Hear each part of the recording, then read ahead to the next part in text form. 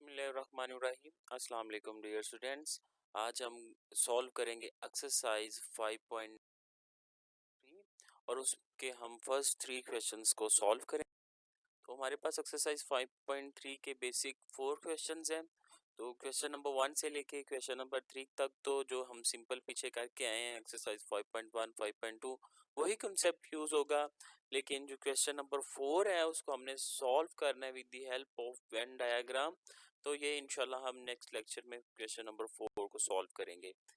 Question number 1 है हमारे पास exercise 5.3 का। If u is equal to 1 से लेके 10 तक है u की value and a is equal to 1 से लेके 9 तक हमारे पास जितने भी और नंबर हैं 1 3 5 7 and 9 and b is equal to 1 4 7 10 then verify the following questions.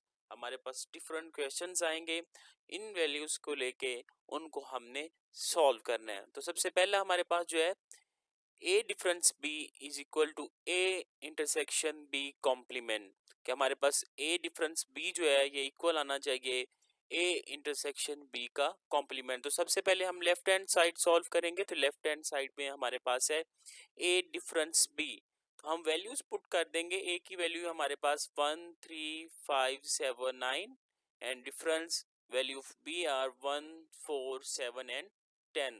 तो हम डिफरेंस में पहले सेट के वो वाले एलिमेंट्स लिखते हैं जो दूसरे सेट में मौजूद ना हो। तो जैसे कि 3 5 और 9 दूसरे सेट में मौजूद नहीं है, तो इन एलिमेंट्स को हम लिख लेंगे। दूसरे सेट के एलिमेंट्स को हमने नहीं देखना कि वो पहले सेट में है या नहीं है, उनसे हमें कोई कंसर्न नहीं है। हम पहले सेट के वो वाले एलिमेंट्स लिखेंगे जो दूसरे सेट में मौजूद नहीं है। अब हम इसकी राइट हैंड साइड लेंगे। तो राइट हैंड साइड में हमारे पास है a इंटरसेक्शन b होल का कॉम्प्लीमेंट। तो हम सबसे पहले b कॉम्प्लीमेंट फाइंड करेंगे। तो b complement is equal to u difference b, इसका हम इंटरसेक्शन फाइंड करेंगे a के साथ।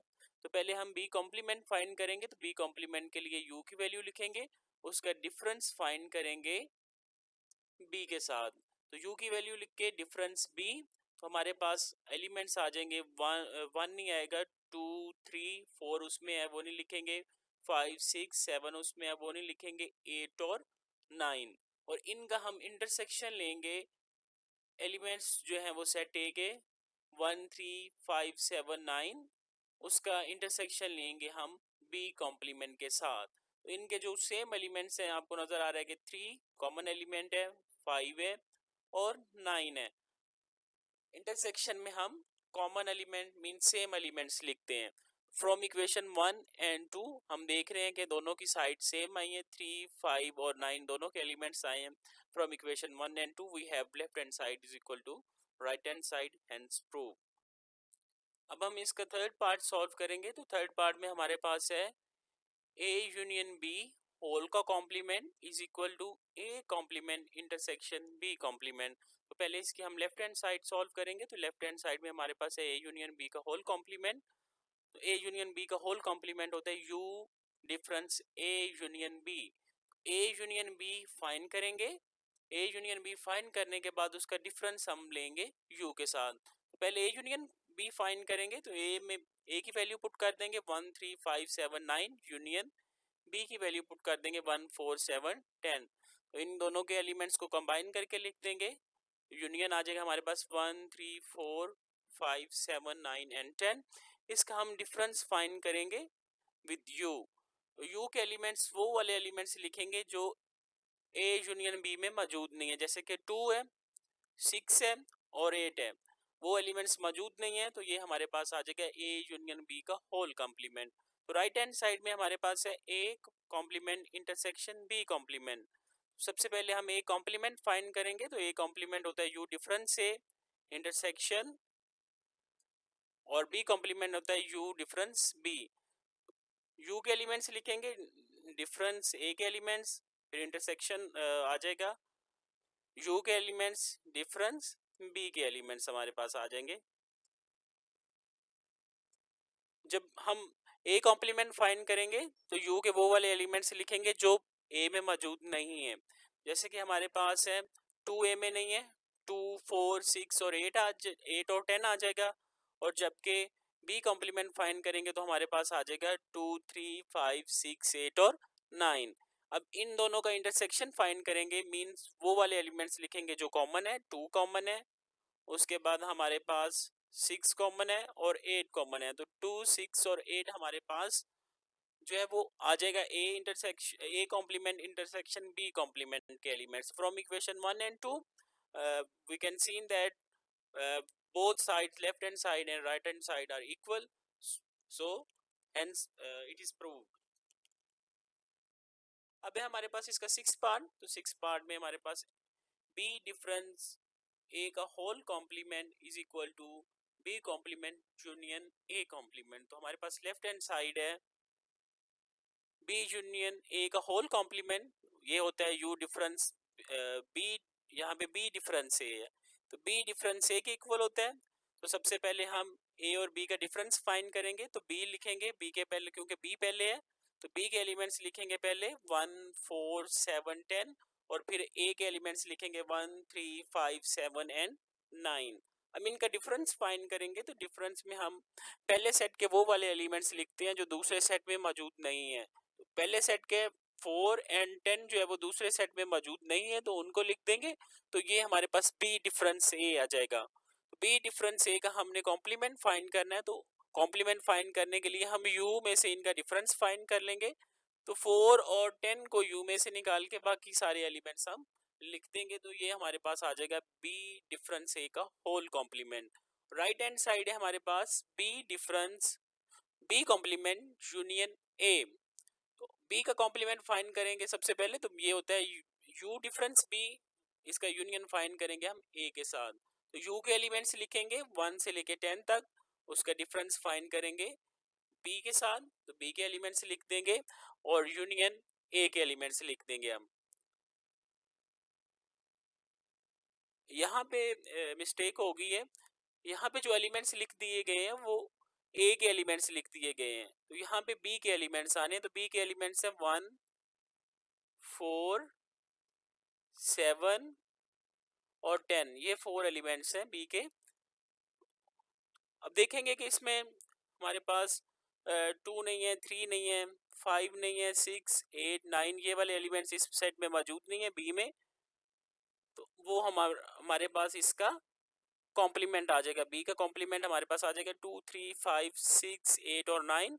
उसके बाद हमने यूनियन फाइंड करना है, a के एलिमेंट्स लिख देंगे 1 3 5 7 और 9। अब इन दोनों को कंबाइन कर लेंगे तो हमारे पास आ जाएगा 1 2 3 5 6 7 8 और 9। जबकि हम इक्वेशन 1 और इक्वेशन 2 में से देख सकते हैं कि दोनों साइड सेम है, so left hand side is equal to right hand side, hence.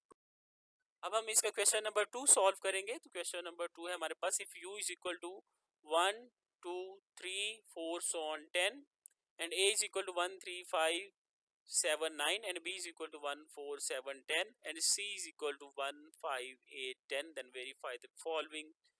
हमारे पास यहाँ पे 4 सेट्स हैं, तो 4 सेट्स की वैल्यू गिवन है, उनसे हमने जो हमारे पास प्रॉब्लम्स गिवन होगी उनको वेरीफाई करना है। तो पहले हमारे पास है a union b union c is equal to a union b union c। तो पहले ब्रैकेट वाला सॉल्व करेंगे, a यूनियन b है, सबकी वैल्यू पुट कर देंगे a b और c की, जो ब्रैकेट में है सबसे पहले स्मॉल ब्रैकेट में उनको सॉल्व करेंगे। तो a यूनियन b सबसे पहले फाइंड करेंगे। a यूनियन b में हमारे पास आ जाएगा इसके सारे एलिमेंट्स दोनों के आ जाएंगे 1 3 4 5 7 9 और 10, और ये 1 5 8 10 ये हमारे पास ऐसे ही आ जाएगा। अब इन दोनों का यूनियन फाइंड करेंगे, इसमें हमारे पास आ जाएगा 1 3 4 5 7 8 9 और 10। हमने इन दोनों के एलिमेंट्स को भी कंबाइन कर दिए। अब हमारे पास है राइट हैंड साइड। तो राइट हैंड साइड में हमारे पास है a union b union c। तो सबकी वैल्यू डाल दी, a की वैल्यू, b की वैल्यू एंड c की वैल्यू। तो सबसे पहले हम b यूनियन c फाइंड करेंगे क्योंकि इसके ब्रैकेट है। तो हमारे पास इन दोनों का यूनियन आ जाएगा 1 4 5 7 8 एंड 10। फिर इसका यूनियन फाइंड करेंगे विद a के साथ। तो जब a के साथ इसका यूनियन फाइंड करेंगे तो 1 3 4 5 7 8 9 और 10 आ जाएगा. From equation 1 and 2 we have left hand side is equal to right hand side. So we prove. अब हम इसका थर्ड पार्ट सॉल्व करेंगे कि A union B union C is equal to A union B and intersection A union C. हमारे पास सबकी value put कर देंगे. A की वैल्यू पुट करेंगे, यूनियन B की वैल्यू एंड इंटरसेक्शन C की वैल्यू. यहाँ पे मिस्टेक है, यहाँ पे इंटरसेक्शन है. अब हम B और C का पहले इंटरसेक्शन लेंगे क्योंकि इनके गिर्द ब्रैकेट है. तो इंटरसेक्शन में हमारे पास जो कॉमन एलिमेंट्स है 1 है और इसके बाद 10 है. तो 1 और 10 हमारे पास इन दोनों सेट्स के B और C के कॉमन एलिमेंट्स हैं. तो ये इसका इंटरसेक्शन आ जाएगा. इसका यूनियन फाइंड करना है हमने A के साथ. जब इसका A के साथ यूनियन फाइंड करेंगे तो हमारे पास एलिमेंट्स आ जाएंगे 1 3 5 7 9 और 10. A में 10 मौजूद नहीं है, B इंटरसेक्शन C में 10 मौजूद है, तो उस 10 को हम लिख देंगे. तो हमारे पास लेफ्ट हैंड साइड आ जाएगी 1 3 5 7 9 और 10. अब हम राइट हैंड साइड सॉल्व करेंगे. तो राइट हैंड साइड में हमारे पास A union B intersection A union C. तो पहले हम सबकी वैल्यू पुट कर देंगे. A की वैल्यू पुट की, यूनियन B की वैल्यू, फिर इंटरसेक्शन है हमारे पास A की वैल्यू यूनियन C की वैल्यू. इनका हम पहले यूनियन फाइंड करेंगे इन दोनों सेट का. हमारे पास आ जाएगा 1 3 4 5 7 9 और 10. इसी तरह हम इन दोनों सेट का भी यूनियन फाइंड करेंगे. तो हमारे पास आ जाएगा 1 3 5 7 8 और 10. उसके बाद हम इन दोनों सेट्स का इंटरसेक्शन फाइंड करेंगे. तो इंटरसेक्शन में हम कॉमन एलिमेंट्स लिखते हैं 1 3 5 7 9 और 10 हमारे पास आ जाएगा. From equation 1 and 2 we have left hand side is equal to right hand side.